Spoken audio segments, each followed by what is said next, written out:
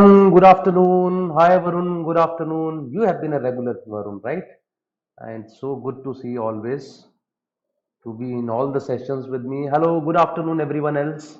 I hope I'm audible and visible to you guys. Can you please confirm once? After that, we shall start with our session.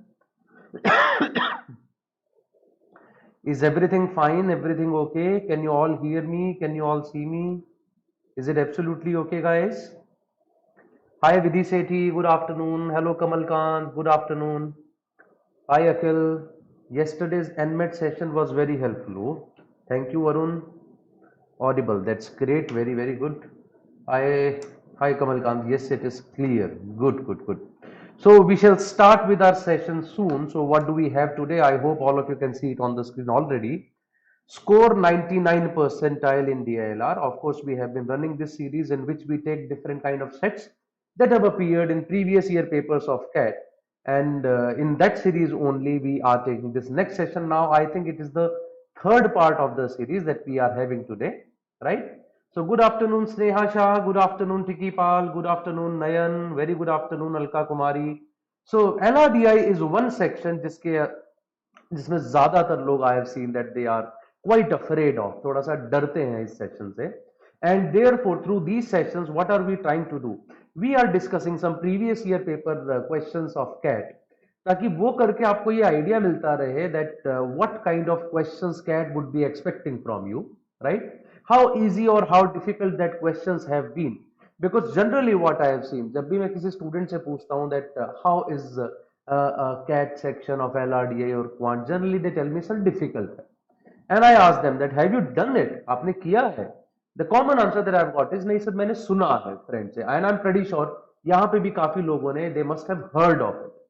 So sometimes we do not have the actual idea about it, but we just make some assumptions according to that. We just assume that probably जो हम सोच रहे हैं उसी के हिसाब से चल रहा होगा. ठीक है, तो हमें लग रहा है डिफिकल्ट है, it must be difficult because people have told us that it is difficult, but actually the situation is not like that. ठीक है, उतना मुश्किल नहीं होता है paper. If you try it by yourself you would actually understand कि actually में इतने डिफिकल्ट सेट्स नहीं आते हैं. ये some of them are difficult, but of course we are not going to do all of them. हमारा purpose है कुछ सेट्स करने का जिससे हमारा एक ठीक ठाक सा परसेंटाइल आ जाए, तो सारे क्वेश्चंस करने की जरूरत नहीं होती. We don't look at all of them. Okay, so I'm sure that it is clear to all of us, sir, where from can we practice CAT level sets for DILR? So Nihar, that's a good question. Actually, exactly CAT level questions, none of the sources would be able to provide you. You might get them in some mock tests or something, आपको वहां मिल सकते हैं, or you can find them in the previous year papers of CAT, ZET, IFT, etc. उन सब में मिल जाएगा. But actually the sources which will be giving you very good sets, exactly CAT standard sets आपको मिल जाए, ऐसे sources बहुत कम है हमारे पास unfortunately. So probably in such cases we are only dependent upon the previous year papers और the mock test that we will be doing over here. Okay, so that's all it is about. So I think we can start discussing this. And yes, पहले भी मैंने आप लोगों को एक दो चीजें बताई हैं इसके बारे में, that these sets are also important from one more perspective. हालांकि आप कह सकते हो कि कैट में तो जो सेट आ गए रिपीट नहीं होते, but let me tell you sometimes they have repeated some sets, not exactly with a little bit of changes from here and there, लेकिन कॉन्सेप्चुअली काफी हद तक वो सेम रहते हैं. So therefore I would request all of you to go through all the previous year papers. ये जो हम सीरीज कर रहे हैं इसमें हम लोगों के पास आते रहिए, मिलते रहिए हम लोगों से, ताकि हम लोग ये सेट साथ साथ कवर करते रहे. क्योंकि मैंने देखा घर पे अकेले बैठ के सेट सॉल्व नहीं होते, तो यहाँ पे हम लोग साथ मिलके करेंगे. पहले आप कुछ ट्राई करेंगे. I'll try to give you the best possible solution of these sets, and I think that is the best approach of solving these questions. मेरे ख्याल से सबसे अच्छा तरीका है that we should be adopted, in my opinion. Okay? चलिए जी, I think we can start with our class now without any further delay. आगे नहीं बढ़ाएंगे कुछ भी और, तो शुरुआत करते हैं पहले सेट से. पहला सेट ये रहा आपकी स्क्रीन पर. सो एक बार आप इसको पढ़ लीजिए, उसके बाद हम लोग इस पे बेस्ड क्वेश्चंस करना शुरू करेंगे. Here is all the data for the first set. Please read it, try to do it by yourself, and then we will be talking about this as well. Sir, will you be George Summers puzzles and Shakuntala Devi anytime soon? No, Varun, we have already done them a lot many times on our app as well as on YouTube channels. So we have seen not many people are interested in those, right? हालांकि वो चीजें बहुत बढ़िया हैं, some serious students would be able to understand that कि कितनी बढ़िया चीजें होती हैं, लेकिन हमने काफी बार देखा है कम लोग उसमें आते हैं, so therefore we are currently not going ahead with that. Sir, in mocks, I do only 4 questions and it scared me. Tiki Pal, I would say rather you are in a best position to improve. क्योंकि अगर आप already सिर्फ 4 ही questions कर पा रहे हैं तो इसका सीधा सीधा मतलब ये हुआ कि आप यहां से इंप्रूव ही करेंगे. You are not going to lose anything, right? So your job is just to figure out the sets that you are going to do. आपको थोड़ा सा काम बस इतना सा करना है. हर बार अपने एक एग्जाम में ये सोचिए कि अब की बात जैसे आपके दिमाग में आ रहा है 4 ही हो रहे हैं, so next time just keep in mind that I am going to do only 6. Make a target of 6. Do a set of 4 and 2 more questions, something like that, or a set of 6. 40 minutes में 6 questions is never difficult. Then once you reach that figure of 6, then make a target of 8. The day you reach a target of 8, that means you are around 95 percentile. Just forget about it then. उसके बाद आपको tension लेने की जरूरत ही नहीं.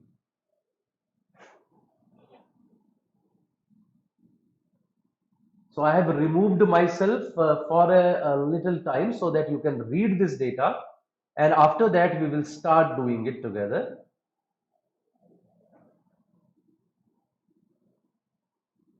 It's an old CAT question, very old rather I would say, probably from the years when you were not even born, many of you, I would not say all of you. Yesterday when I was teaching in a class, I got to know some students are born in 96, 97 as well. तो शायद उतना पुराना तो नहीं है ये.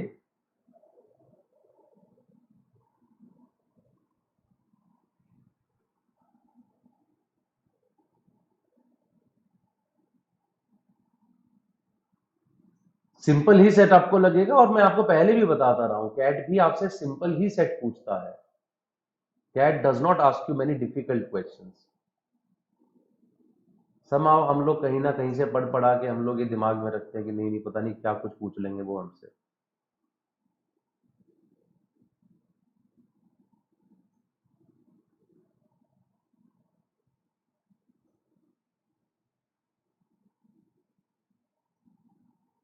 Just read it, try to make it. After that, we will do it together. I'll give you just 1 more minute.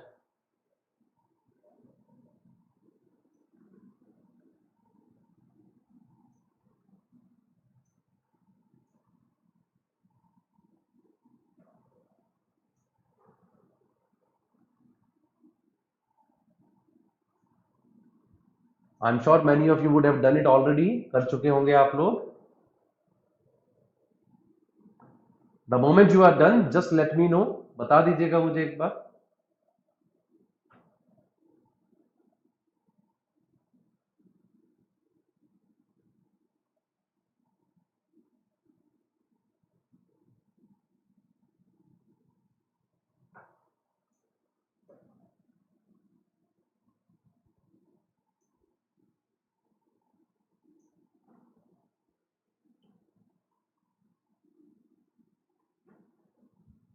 So pretty simple set. A little bit of quantitative ability is also used here. He's using ratios.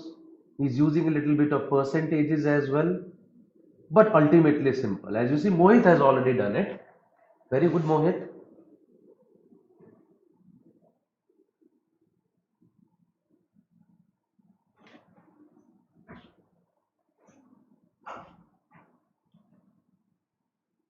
Okay, Varun, not a problem. We will be doing it together as I told you. Let's start doing it then. Let me be back now. मैं वापस आ जाता हूँ. ठीक है, तो ये चेहरा आपको फिर से थोड़ी देर के लिए दिखाई देगा. And let's start doing it now. Okay, I have put up all this information on the next page with the little small table which is there so that we can use it here. Let's start doing it. Krishna distributed 10 acres of land to Gopal and Ram, who paid him the total amount in the ratio of 2:3. Gopal invested further 2 lakh rupees in the land and planted coconut and lemon trees in the ratio of 5:1, right, on equal areas of land. There was a total of 100 lemon trees. The cost of one coconut was rupees 5. The crop took 7 years to mature And when the crop was reaped in 1997, the total revenue generated was 25% of the total amount put in by Gopal and Ram together. So when I'm reading this, तो पढ़ते पढ़ते हम लोग कोशिश करते हैं कि साथ साथ एक फिगर बनाते हैं, right? While reading, try to visualize the process. That there was a person who had 10 acres of land. He gave it to two people. They paid money in a ratio of 2:3, right? How much money we currently don't know.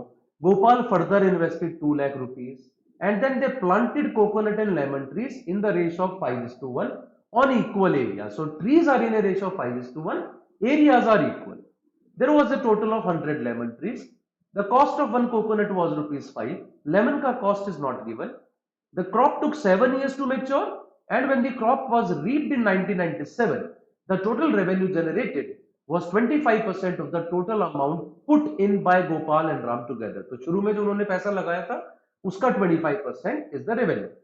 The revenue generated from coconut and lemon trees was in the ratio of 3:2, and it was shared equally by Gopal and Ram as the initial amount spent by them were equal. And this is the major benefit of reading the data first. कि ये जो last line है ना, right? You see the last line? It is the initial amount spent by them were equal. This will actually make a lot of job easy for you. When I started doing this set, मेरे साथ भी यही हुआ, 2:3 था, तो मुझे लगा कि मैं तो कर ही दूंगा, मैं तो टीचर हूं, मुझे तो बहुत कुछ आता है. 2:3 means 2x, 3x. Gopal invested further 2 lakhs, so I put it 2x plus 2 and 3x. Then he said there was 25% of it. I calculated 25% of that in terms of x. फिर उसके बाद 3:2 के रेशियो में उसको distribute किया. It was becoming slightly difficult. And suddenly when I saw कि यार and में तो लिखा हुआ था initial amount spent by them were equal, everything became easy then. ठीक है? How did it become easy? Let me tell you that. Gopal and Ram invested in a ratio of 2:3. That means if Gopal invested 2x rupees, Ram invested 3x rupees, and Gopal invested further 2 lakhs. So the total investment of Gopal is 2x plus 2. Total investment of Ram is 3x. And he says initial amount spent by them were equal. इससे सीधा मुझे मिल गया by putting them equal that x is equal to 2. Is that right, guys? साथ साथ मुझे बताते रहिएगा कि आप लोगों को ये बात समझ आ रही है कि नहीं. ठीक है?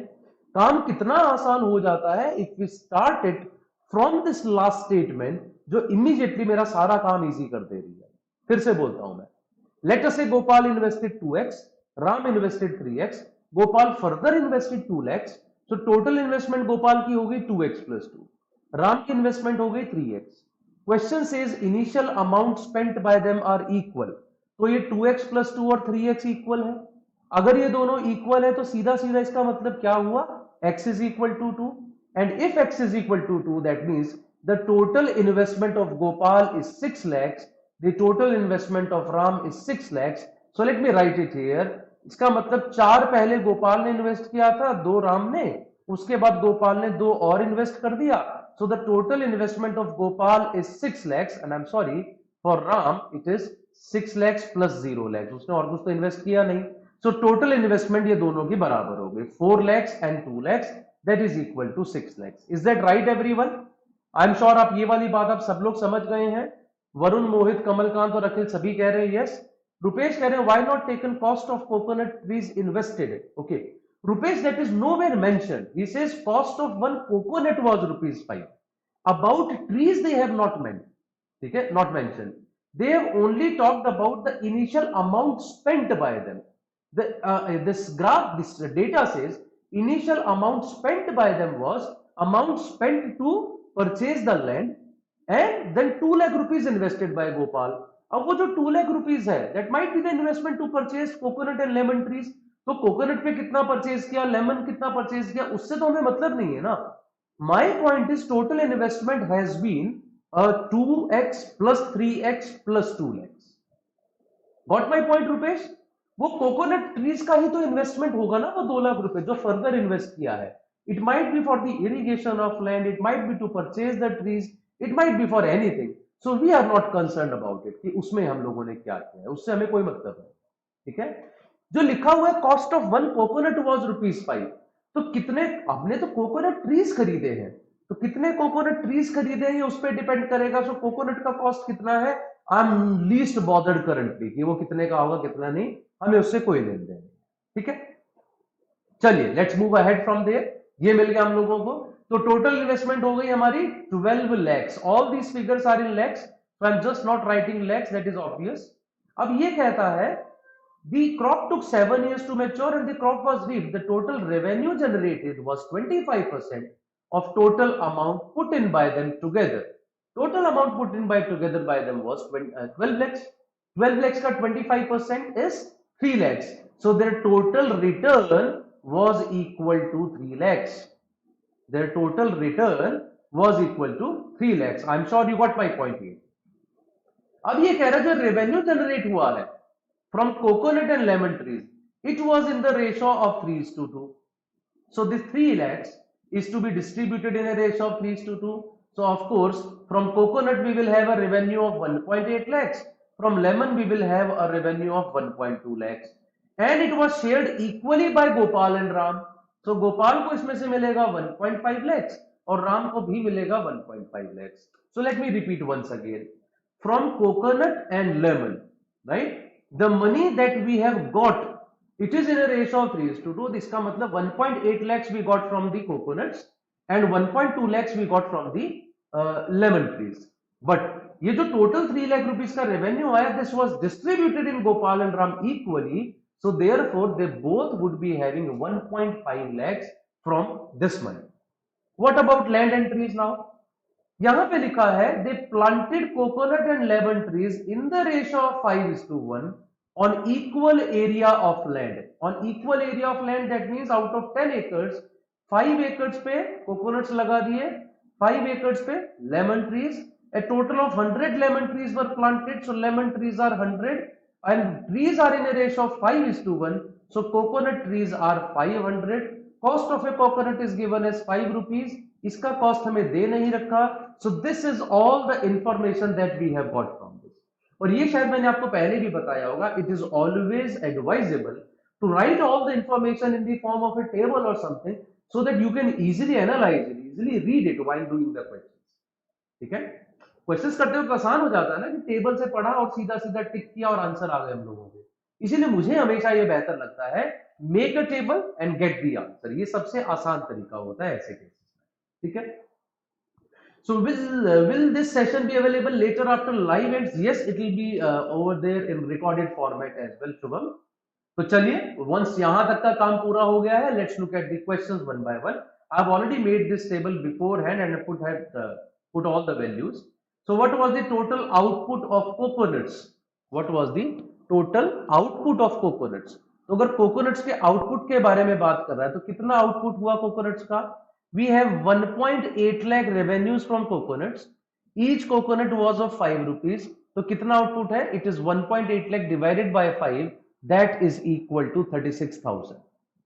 Got my point? Land का आपने 10/2 किया ना? हाँ Varun, because it was written कि land जो है वो दोनों में equally distribute किया हुआ था, so I did 10/2 of that।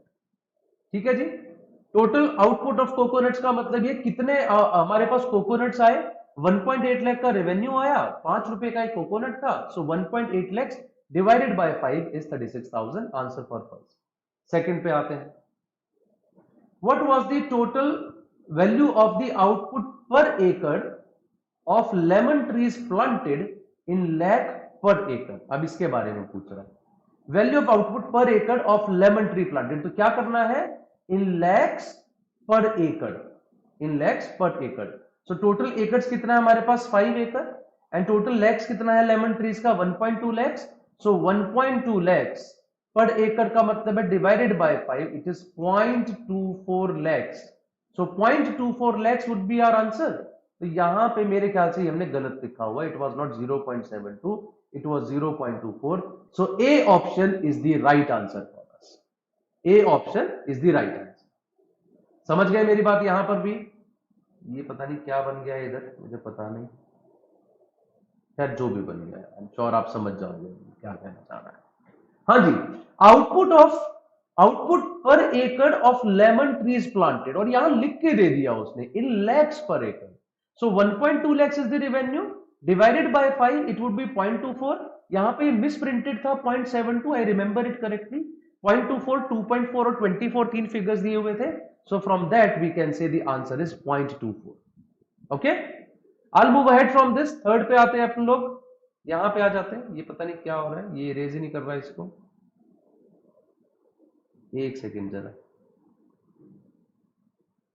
Erase all ink on slide, ये तो हो ही नहीं रहा। ये आप लोगों को भी दिख रहा है अजीब सा, इसको डर सा लग रहा है। ये इरेज हो जा रहा है, ये नहीं इरेज हो रहा है। हाँ जी, अरे ये फिर आ गया। एक सेकंड रुको यार, ये इरेज ही नहीं हो रहा है बेटा।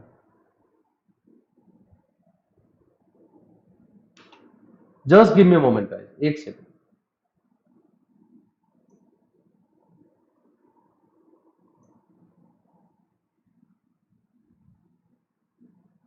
Yes, I think it is okay now. अब दिखाई दे रहा है आप सब लोगों को ठीक ठाक?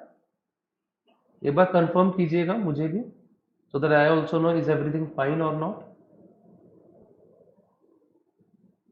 अब दिख रहा है ना?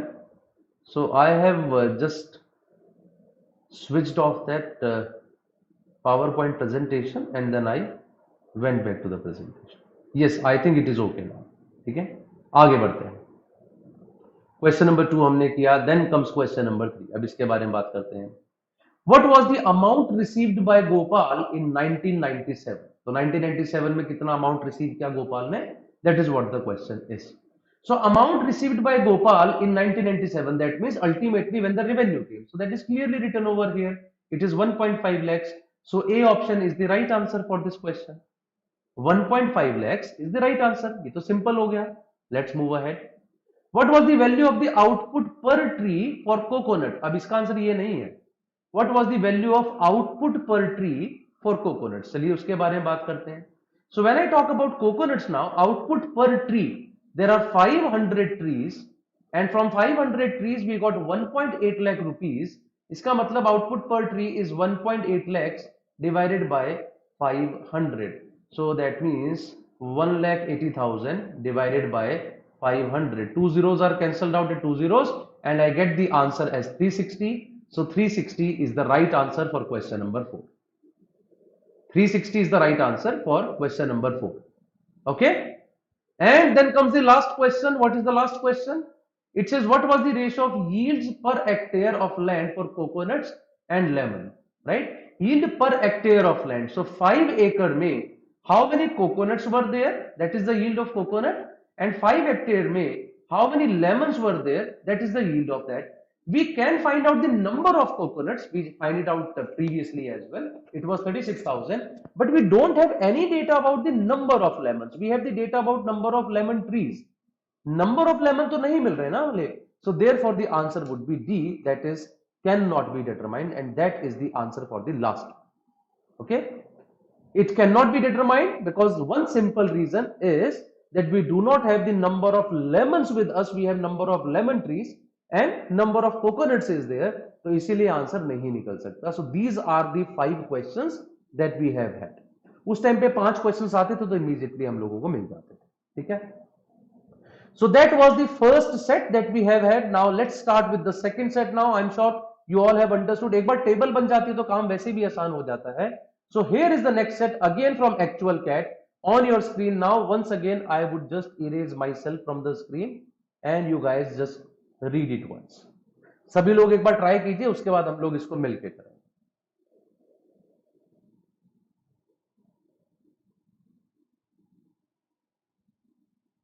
और इस डर से मत कीजिएगा कि नहीं नहीं ये कैट का है तो बड़ा डिफिकल्ट होगा या ये है या वो है. So please keep it in mind. It will be pretty easy question.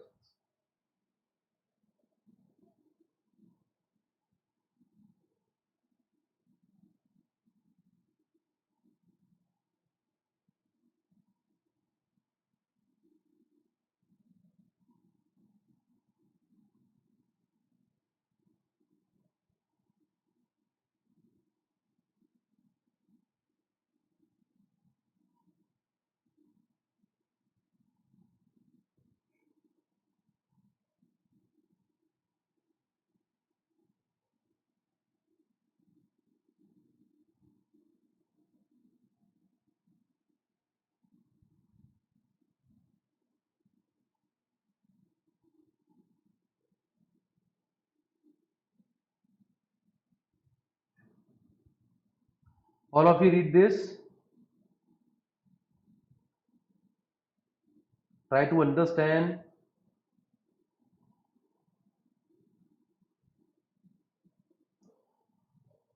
Try to make the data, what exactly is happening, who has got how much money at the end of the rounds.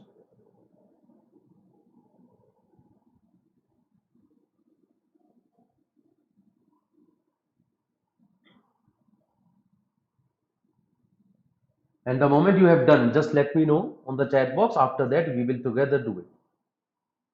We'll start doing it together once you have done it.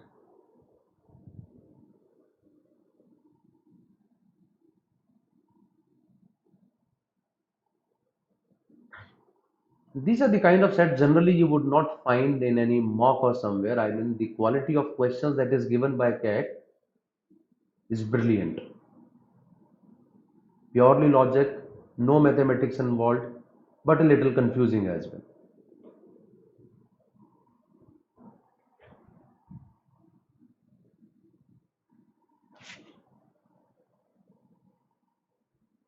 The first set we saw was purely doable. The second set is definitely doable. Some of the sets are actually not doable as well.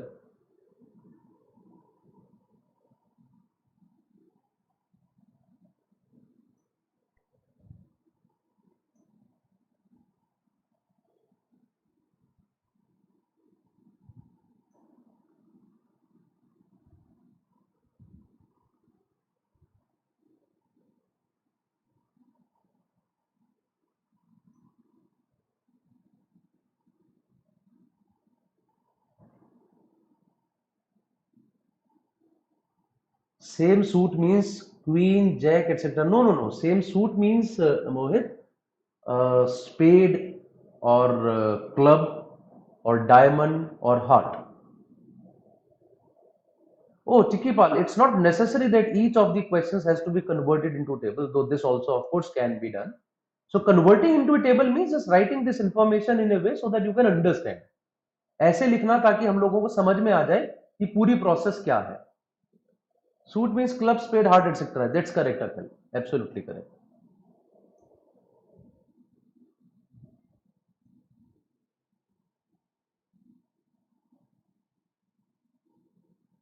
Okay, I think I can come back now and we can start doing it. Let's start reading it and then start doing it. करना शुरू करते हैं.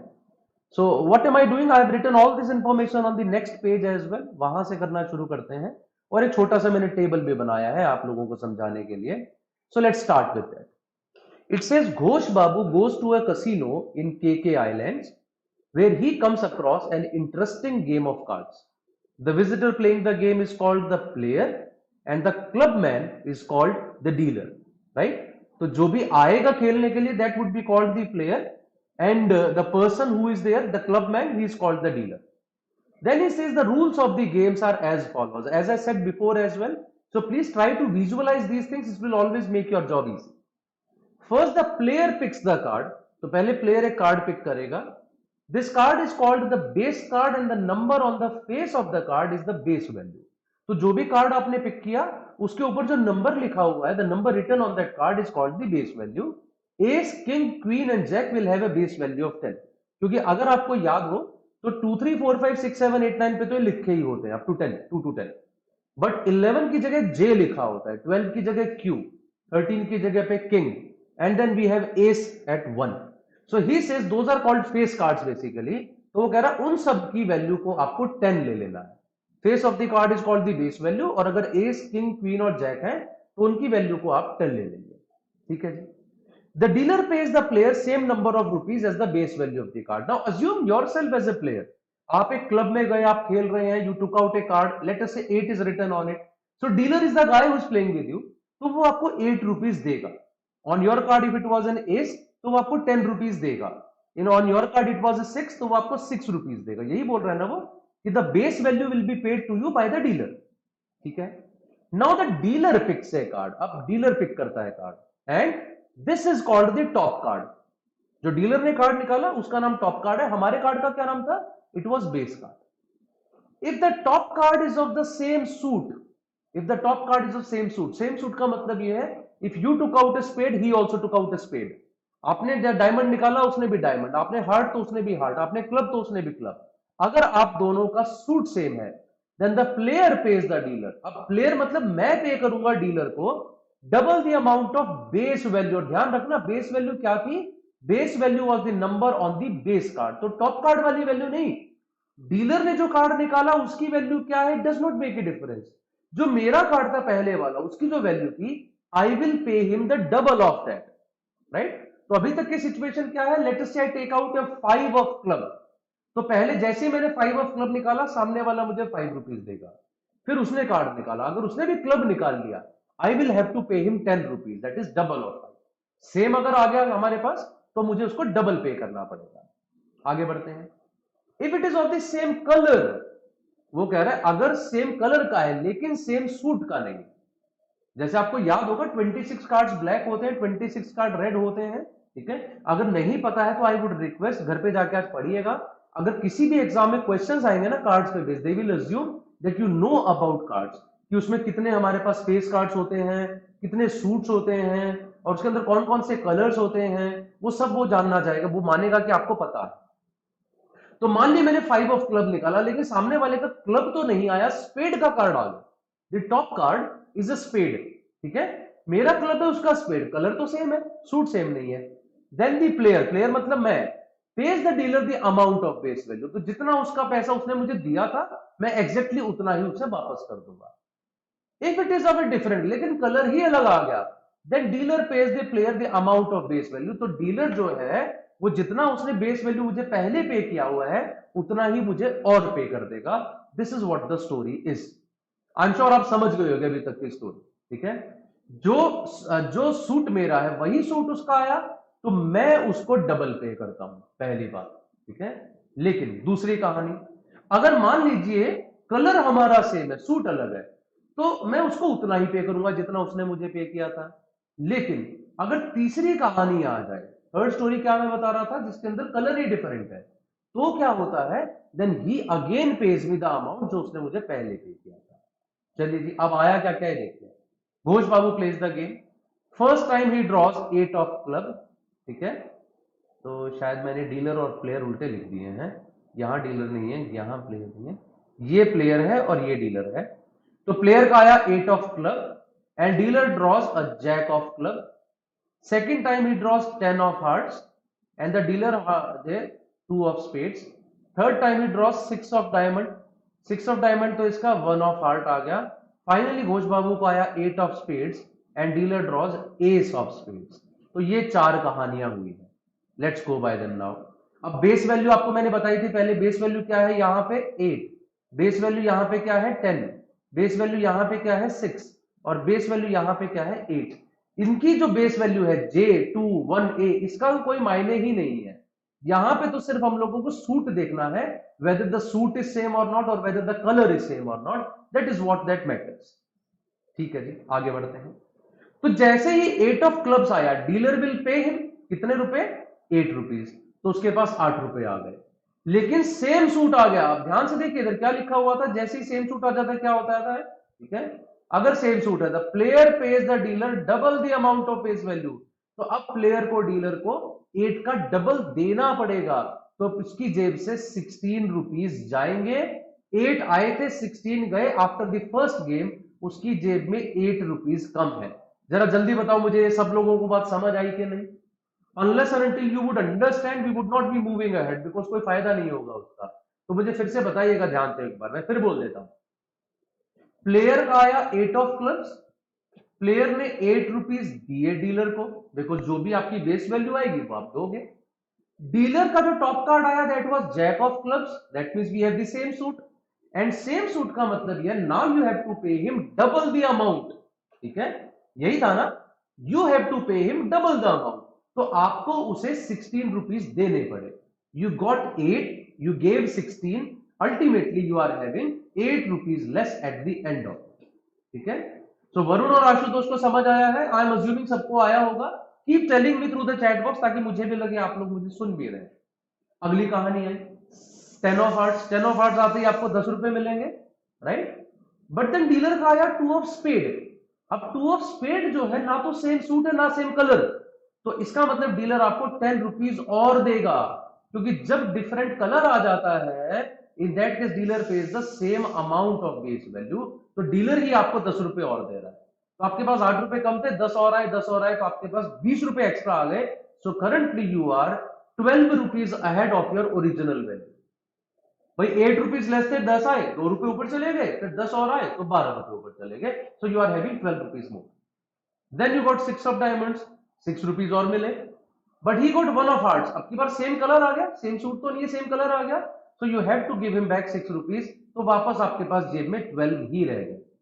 Then you got 8 of spades, आपको 8 रुपए मिले, 20 हो गए आपके पास, उसका भी स्पेड आ गया, so you have to pay him double of that, 16 वापस चला गया।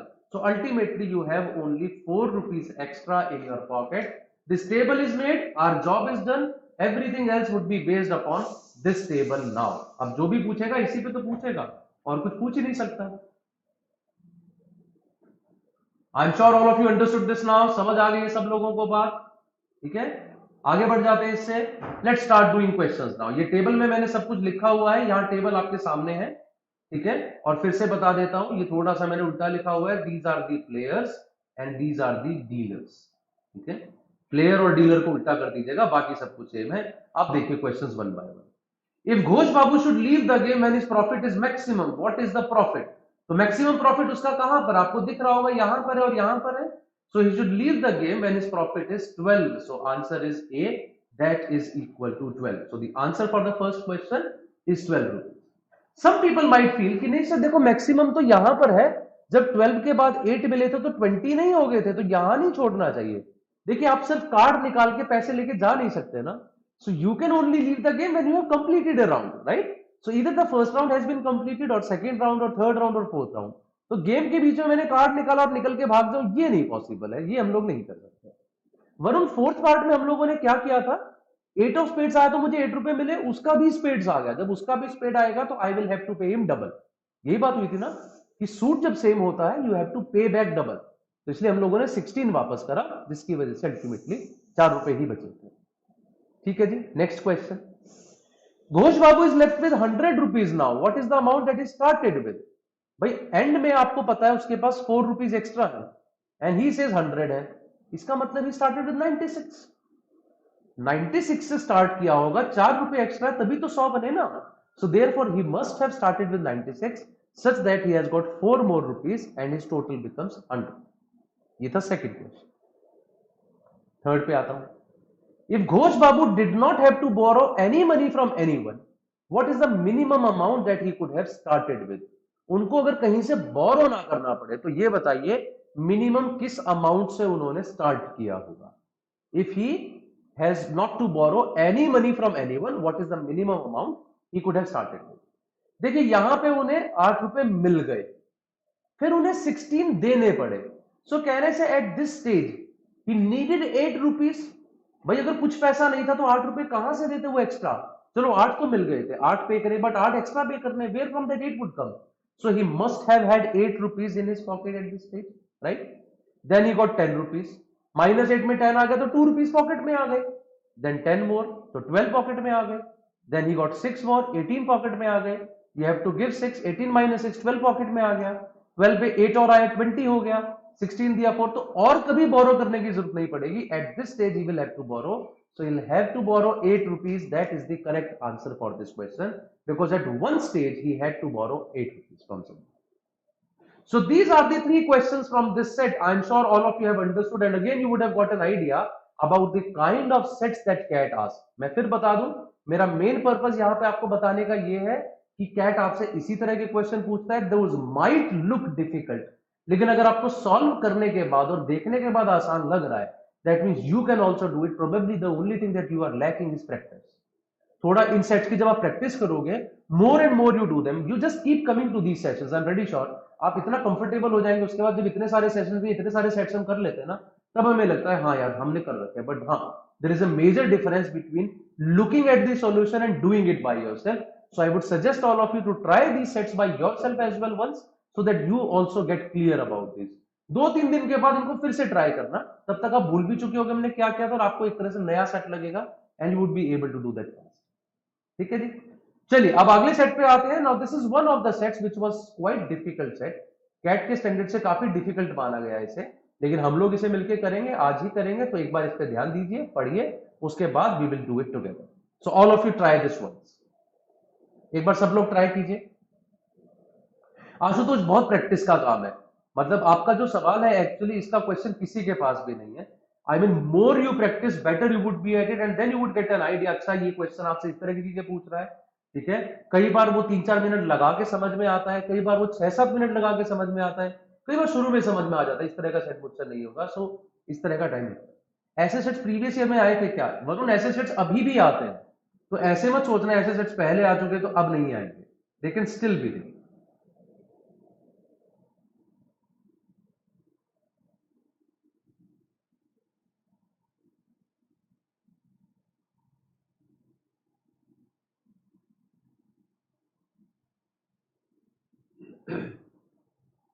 So just read all of this data. We will do it together then.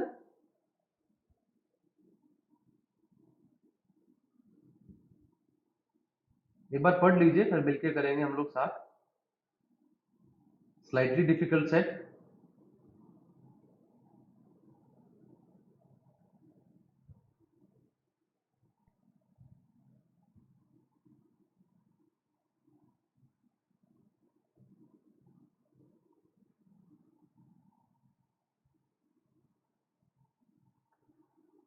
Same ऐसा सेट लास्ट ईयर भी आया था बाइंग सेलिंग वाला, और मैंने कहा ना वो ये सारे सेट्स वो कैट जो है ना दोबारा पूछता है, लेकिन फिगर चेंज करके, थोड़ा सा हल्का सा बीच में डेटा चेंज करके, और थोड़ा सा आप घुमा देगा, लेकिन almost on the same lines.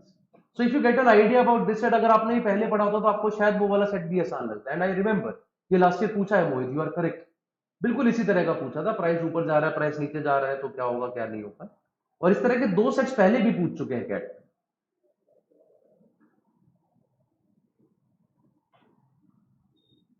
But इसका डिस्क्लेमर मैं पहले ही दे दूं, when we'll start solving this set, some of you might not get it completely, थोड़ा सा लेंथी सेट है, लेकिन हम कोशिश करेंगे साथ मिलकर इसको समझने।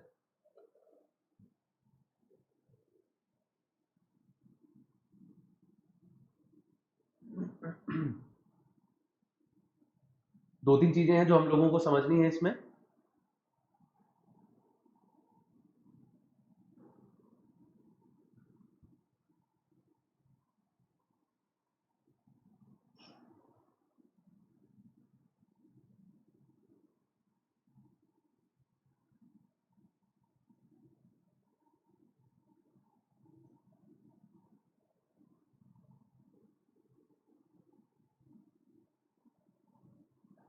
Can we start doing it now? अब करना शुरू करें, ठीक है?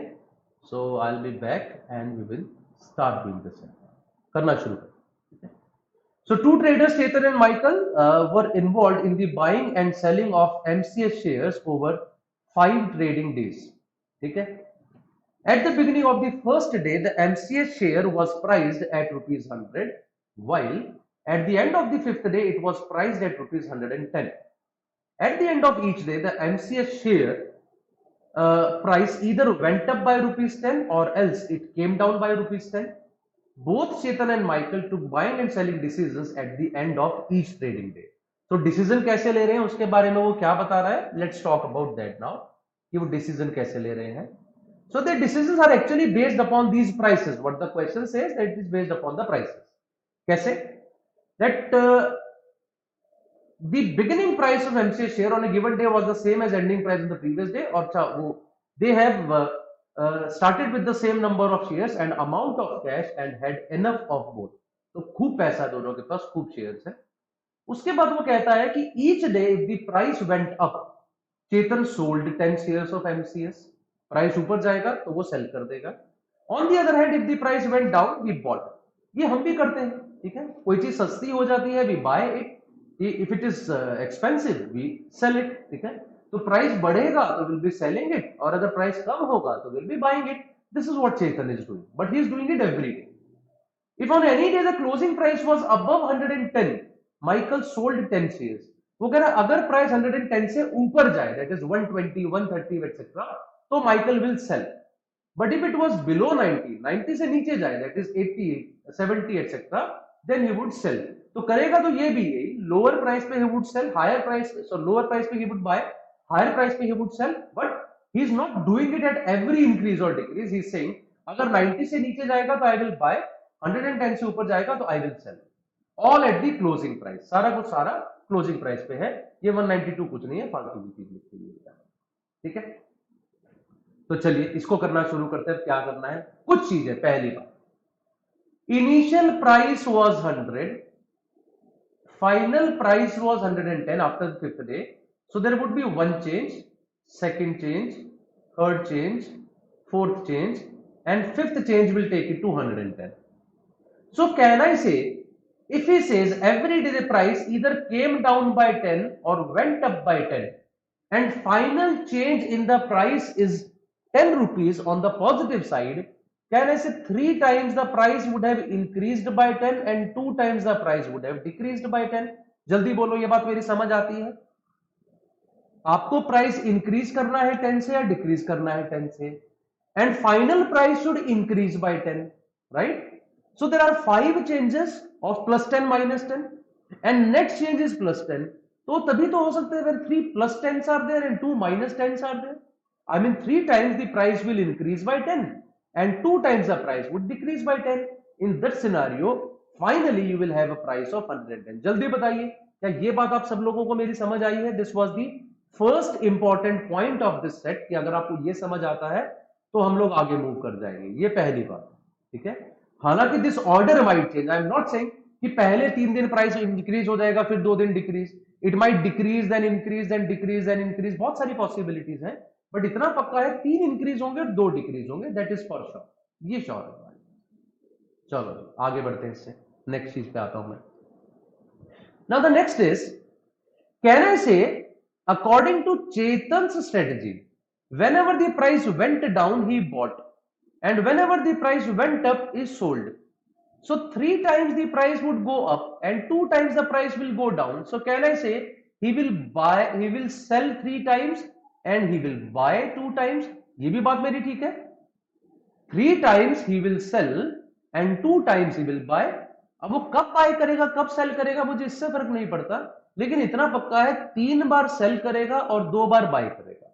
ठीक है, 3 times he would sell and 2 times he will buy. एक और बात खास यहां पे ये है that whenever he would buy at 10 rupees less and whenever he would sell at 10 rupees more, right? Bye करेगा सेल करेगा तो यही होगा. सो कभी भी किसी भी प्राइस से आप 10 ऊपर जाओगे तो सेल करोगे तो you will have 100 rupees more. सही कह रहा हूं ये बात में?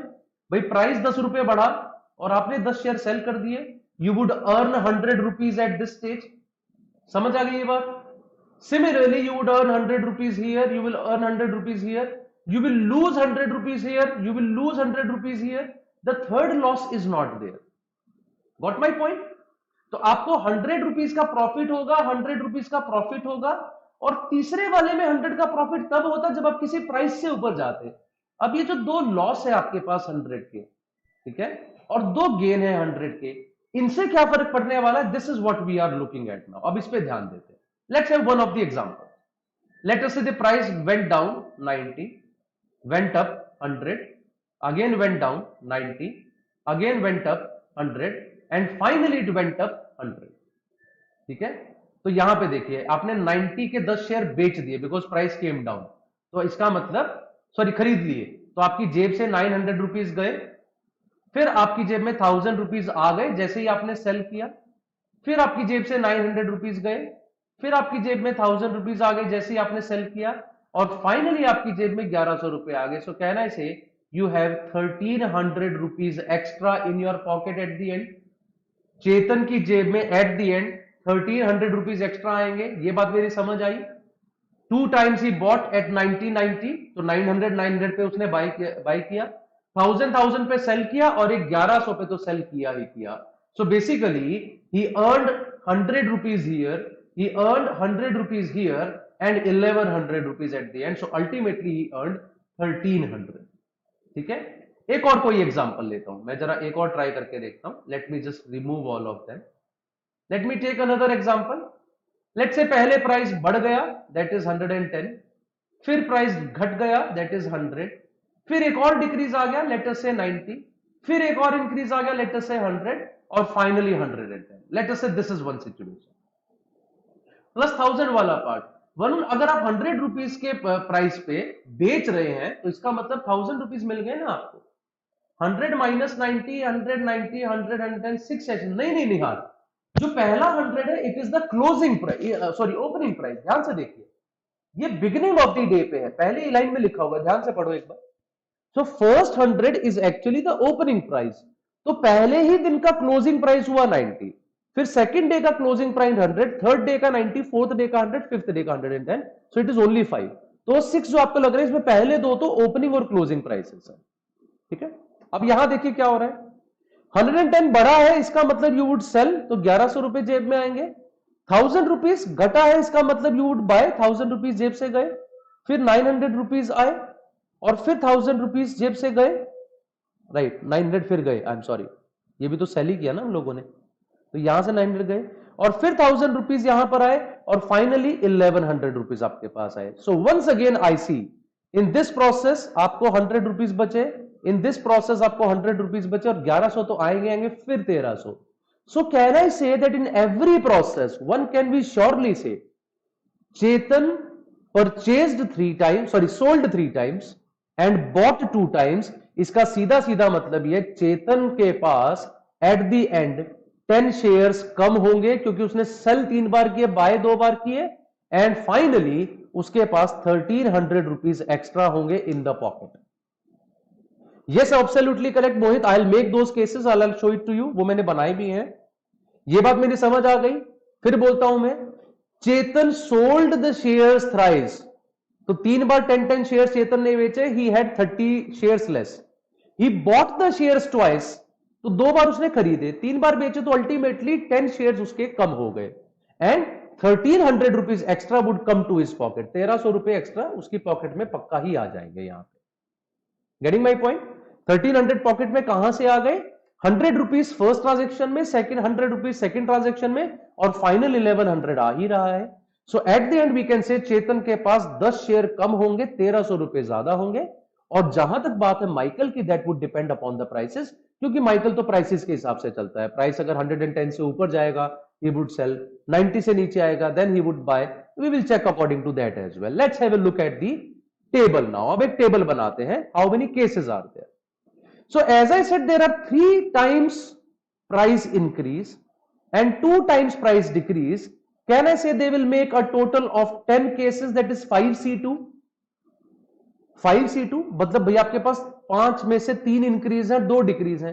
तो कौन से 2 डिक्रीज हो सकते हैं? Decrease can be on first and second day, decrease can be on first and third day, first and fourth, first and fifth, 4 cases हो गए. Decrease can be on second and third, second and fourth, second and fifth, 3 cases हो गए. Decrease can be on third and fourth, third and fifth, 2 cases हो गए. Decrease can be on fourth and fifth. तो ऐसे मेरे पास total 10 case बनते हैं. Late me just make those 10 cases over here. I have made this कि initial price आपके पास 100 है ही है, ये ओपनिंग प्राइस है, क्लोजिंग प्राइस नहीं. और फाइनल डे 5 का क्लोजिंग प्राइस इधर लिखा हुआ है. अब मैं सबके क्लोजिंग प्राइस यहां पर लिखूंगा. डे 1 का क्लोजिंग प्राइस, डे 2 का क्लोजिंग प्राइस. और कैसे? या तो पहला डिक्रीज, दूसरा डिक्रीज और बाकी सब इंक्रीज, या फिर पहला डिक्रीज, तीसरा डिक्रीज और बाकी सब इंक्रीज, या फिर पहला डिक्रीज, चौथा डिक्रीज और बाकी सब इंक्रीज, या फिर पहला डिक्रीज और 5वां डिक्रीज और बाकी सब increase. Similarly, there can be second and third decrease, second and fourth decrease, and second and fifth decrease, third and fourth decrease, third and fifth decrease, और last 2 decreases. ये total 10 cases बनते हैं. ठीक है, कैसे बनेंगे मैं यहां लिख देता हूं. 100 में डिक्रीज 90, 90 में डिक्रीज 80, 80 में इंक्रीज 90, 90 में इंक्रीज 100, 100 में इंक्रीज 110. 100 में डिक्रीज 90, 90 में इंक्रीज 100, 100 में डिक्रीज 90, 90 में इंक्रीज 100, एंड 100 में increase 110. 100 minus 10 90, 90 plus 100, 100 plus 10 110, minus 10 100, then plus 10 110. 100 minus 10 90, 90 plus 1 is 100, then 100 plus is 110, then plus is 120, minus एक बार करोगे 110, and that ways I can make all these cases one by one. I have made this table for all of you to just show this. Sir सारे decrease ही possibility हो सकते हैं? नहीं Varun, increase की ले सकते हो. 5 में से 2 डिक्रीज है, so take any 2 of them as decreases, the other 3 would automatically be increases, or take any 3 as increases, other 2 would automatically be decreases. So 2 को लिखना ज्यादा आसान था, इसलिए मैंने डिक्रीजेस लिख लिए, उससे काम थोड़ा सा आसान हो जाता है, चीजें ज्यादा अच्छे से समझ में आती हैं. Therefore I have made it. So I put down all these values on the page now here. ये सब आपको लिखी हुई दिख जाएंगे. ठीक है, ये सारे 10 केसेस मैंने बना लिए. And now you can easily सी कि माइकल अगर कभी सेल करेगा, सॉरी बाय करेगा, so only on day 1, sorry only in case 1. Case 1 is the only case in which Michael will buy because price goes below 90 only once. Price goes below 90 only once. तो इसका मतलब वो एक ही बार bye करेगा अगर कभी करेगा तो, लेकिन सेल वो बहुत जगह कर सकता है. He can sell here whenever the price is above 110. He would sell. यहां भी सेल कर सकता है, यहां भी सेल कर सकता है, यहां भी सेल, यहां भी. At all these places he can sell, but he will buy in only one case, right? Let's have a look at the questions now one by one. First question. Chetan sold 10 shares of MCS on 3 consecutive days. और वो cell कब करता है? जब price बढ़ता है. So on 3 consecutive days the price increased. On 3 consecutive days the price increased. While Michael sold 10 shares only once during the 5 days. Michael ने एक ही बार सेल किया है. तो या तो वो इस केस की बात कर रहा है या इस केस की. करेक्ट है जी. Michael sells only once, sorry, in these 3 cases. First case में Michael buys. Michael sells only once in the 3 cases on which I have made a tick. And Chetan sold 10 shares of MCS on 3 consecutive. तो 3 दिन लगातार price बढ़ना चाहिए. अब इन तीनों cases में से वो कौन सा दिन है जहां पर 3 दिन लगातार प्राइस बढ़ा है? So we have to find out that day only जहां 3 दिन लगातार प्राइस बढ़ा है. And we can see कि या तो इस केस में बढ़ा है 90, 100, 110, रादर यहां पे 4 केसेस में बढ़ गया है. ठीक है, नहीं सॉरी ये डिक्रीज हुआ था. इंक्रीज इंक्रीज इंक्रीज, हाँ जी यहां पे 3 ही दिन हुआ है. सो 3 दिन यहां पे इंक्रीज हुआ है. और किसी केस में हुआ है क्या? Increase decrease increase increase decrease increase increase decrease increase, नहीं सिर्फ this is the case that he is talking about. So what was the price of MCS eight the end of day 3? तो day 3 के and पे कितना price है? Our answer is 110. So C option is the right answer for this question. बोलिए ये बात मेरी सबको समझ आई? After making the table I think the job becomes a little easy for us. As I said before, थोड़ा सा मुश्किल तो पक्का ही है, बट आई एम श्योर कि आपको करके कुछ ना कुछ चीजें समझ में आएंगी, कुछ ना कुछ फायदा इससे जरूर होगा. समझ आई मेरी बात? वो सेल कर रहा है सिर्फ इन्हीं 3 दिनों पे, और इन 3 दिनों में से there was only one day when the price increased on 3 consecutive days, and that was this day on which the third day price was 110. Please tell me all of you, क्या आप सबको समझ आ रहा है? Is it clear to all of you? जब आप बताएंगे yes it is clear, only then I would be able to go know that yes you are able to get it. ठीक है, ऑनलाइन में सबसे बड़ी दिक्कत ये, we are not able to read the faces of our students, so we just have to know it from you. तो please बताइएगा जरूर मुझे कि क्या आंसर आया आपका. ठीक है, समझ आया कि नहीं? Let's move ahead, second question पे आते हैं. सेकंड क्वेश्चन क्या कहता है? Let's have a look at this. Michael ended up with 20 more shares than Chetan at the end of day 5. What was the price of share at the end of day 3? We have already discussed कि at the end Chetan would be having 10 shares less, right everyone? ये तो हमने बात की ही थी. At the end Chetan would be having 10 shares less. So whatever their initial number of shares were, let us say x shares थे initially दोनों के पास. At the end Chetan के पास होंगे x minus 10. At the end चेतन के पास होंगे x minus 10. Are you getting my point? ठीक है, और माइकल के पास है 20 मोर शेयर्स, तो माइकल के पास कितने होंगे? x plus 10. तो माइकल के पास x plus 10 कैसे हो सकते हैं? x plus 10 माइकल के पास तब होंगे when he would have bought 10 shares, और बाय तो वो सिर्फ एक ही दिन करता है, that is in case 1. So then what was the price at the share of at the end of share day 3? So day 3 पे इस दिन कितना प्राइस है? 90 rupees. So my answer is option A. ठीक है, चेतन के पास 10 शेयर्स कम थे, Michael के पास उससे 20 ज्यादा, मतलब ओरिजिनल से 10 ज्यादा, और माइकल ने इसका मतलब 10 बाय किए होंगे, और माइकल बाय तो सिर्फ एक ही केस में करता है, and that was the answer for us. So therefore answer was 90 for this question. ठीक है, अब आते हैं आगे, थर्ड क्वेश्चन पे आ जाते हैं। What could have been the maximum possible increase in combined cash balance of Chetan and Michael? Chetan का तो कैश बैलेंस हम पहले ही बता चुके हैं 1300 से बढ़ेगा। माइकल का कब बढ़ेगा? When he sells on maximum number of days, तो वो sell maximum number of days तो यहीं पे करेगा। So he will sell 10 shares at 120, 10 shares at 1300, 10 shares at 120। So यहां पे 3700 माइकल कमा लेगा, 1300 चेतन। So together they can have a maximum increase of 5000. So the answer is 5000.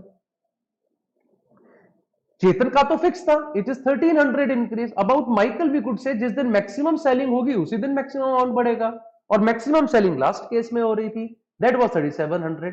3700 चेतन का मैक्सिमम है, सॉरी माइकल का, चेतन का 1300 फिक्स्ड है। So maximum amount that they can have eight the end of day 5 is 5000। That was question number 3। अब आते हैं 4 पे, by chance 4 आपके सामने आ ही गया। If Chetan ended up with 1300 more cash than Michael, Chetan तो खुद से 1300 ज्यादा ऐसे ही लाता है, सो कहने से Michael ended up with the same amount that he had at the beginning. He neither buy he neither bought nor sold, got it? कह सकता हूं माइकल ने तो इसका मतलब ना खरीदा ना बेचा, इसका सीधा सीधा मतलब ये हो गया है। Are you getting my point? यही मतलब हुआ ना इस बात का। तो question is saying Chetan ended up with 1300 more cash than Michael. Chetan ended up with 1300 more than himself, and initially they had same amount. इसका मतलब Michael had exactly the same amount as he had in the beginning. तो Michael का amount तो same ही रहा, Michael ने ना तो bye किया ना सेल। सो कौन से दिन के बारे में बात हो रही है? तो या तो वो ये दिन होगा, या फिर ये, या फिर ये, या फिर ये, सॉरी ये नहीं, या फिर ये, और बाकी सब दिन में तो माइकल की डीलिंग होगी। So what was the price of MCA share eight the end of day 4? तो डे 4 पे इन सभी दिनों में आप देखोगे तो price would be equal to 100 only. So my answer is option B. If Chetan ended up with 1300 more cash than Michael, the answer would be equal to 100। Day 4 पे 100 होगा, बिकॉज इसका मतलब माइकल ने कोई डीलिंग की ही नहीं, चेतन से 1300 ज्यादा है, इसका सीधा मतलब यह है माइकल ने कोई डीलिंग नहीं की है, and that is 100 rupees. And this brings us to the last question of the day, ठीक है, ऑफ दिस सेट। अब इस पे बात करते हैं। Michael ended up with 100 less cash than Chetan at the end of day 5। तो चेतन के पास तो 1300 एक्स्ट्रा आया था, तो कहने से माइकल के पास 1200 एक्स्ट्रा आया होगा, because he ended up with 100 less cash. तो चेतन के पास अगर 1300 एक्स्ट्रा आया है तो माइकल के पास 1200 एक्स्ट्रा आया होगा, then he would have had 100 rupees less cash. What was the difference in the number of shares possessed by Michael and Chetan at the end of day 5? ठीक है, तो नंबर ऑफ शेयर्स में कितना फर्क रहा होगा? देखो चेतन के पास तो सीधी सीधी बात है, उसने तो सीधा 10 शेयर सेल किए होंगे, ही must have got x minus. जहां तक बात है माइकल की, अगर 1200 है, सीधी बात है he must have sold once, the day must be either this day और दिस डे और this day, he must have sold only once at a price of 120। तो उसने भी सेल किया तो उसके पास भी एक्स माइनस 10, चेतन के पास भी x minus 10, that means they both had the same number of shares at the end. So D option is the right answer. चेतन के पास 10 शेयर्स कम थे, माइकल के पास 1200 रुपए ज्यादा आने हैं, इसका मतलब उसने भी 120 रुपीज के 10 शेयर सेल किए होंगे। सो 10 shares were sold by Michael, 10 shares were sold by Chetan. Ultimately, they both would have the same number of shares. So D option is the right answer, and that was the last question of the set.